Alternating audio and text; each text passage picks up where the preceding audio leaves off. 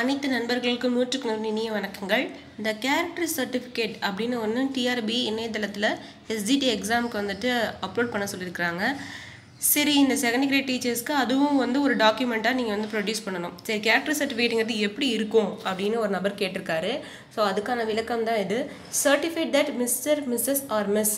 So இதை ஒன்று உங்கள் நேம் எழுதிக்கணும், ஓகேவா? ஸோ நீங்கள் மிஸ்டராக இருக்கலாம், இல்லை மிஸ்ஸஸாக இருக்கலாம், இல்லை மிஸ்ஸாக இருக்கலாம். உங்கள் name, son or daughter or wife of சொல்லிட்டு நீ மேக்ஸிமம் வந்து டாட்டர் ஆஃப் வாங்கிக்கோங்க, ஓகேவா? அதாவது பொண்ணுங்களாக இருந்தால், ஓகேவா? ஸோ ஜென்ஸாக இருந்ததுன்னா சன் ஆஃப் தான் மேக்ஸிமம், சரியா? ஸோ நமக்கு நீங்கள் வாங்கும் போது என்ன பார்த்தீங்கன்னா டாட்டர் ஆஃப் வாங்கிக்கோங்க.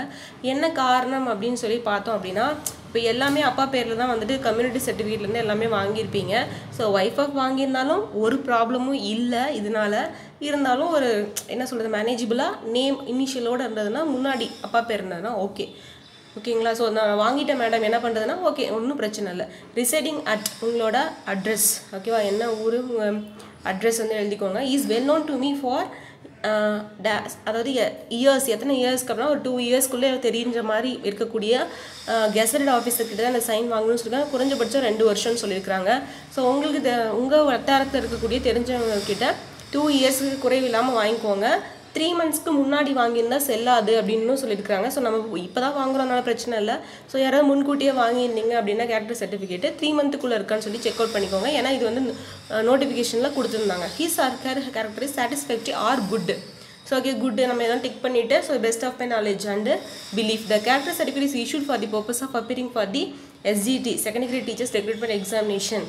So signature of the gazette officer with date, அவங்க வந்து அவங்களோட சிக்னேச்சர் வித் டேட்டோட சைன் பண்ணுவாங்க.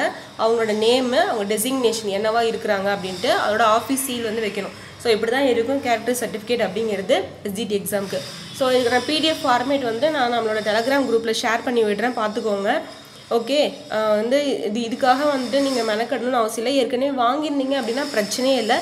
கேரக்டர் சர்டிஃபிகேட் அப்படிங்கிறது இந்த ஃபார்மேட்டில் தான் இருக்கும், ஓகேங்களா? இதில் நான் ஒரு சில சேஞ்சஸ் இருக்கலாம். நான் ஆன்லைன்லேருந்து டவுன்லோட் பண்ணியிருக்கிறேன், தப்பாக ஏதாவது பிரச்சனை அப்படின்னு கேட்டால் அப்படிலாம் கிடையாது.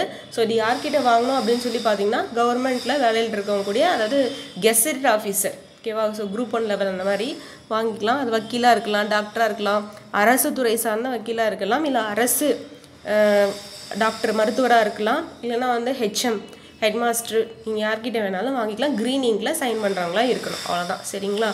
ஸோ இந்த ஃபார்மேட் வந்து உங்களுக்கு எந்த கன்ஃபியூஷனும் இல்லாமல் இப்போ புரிஞ்சிருக்குன்னு நினைக்கிறேன். இதுதான் வந்து கேரக்டர் சர்டிஃபிகேட்டுக்கான ஃபார்மேட்டு. அப்புறம் கான்டாக்ட் சர்டிஃபிகேட் எங்கே வாங்கணும்னு கேட்டுருக்கீங்க.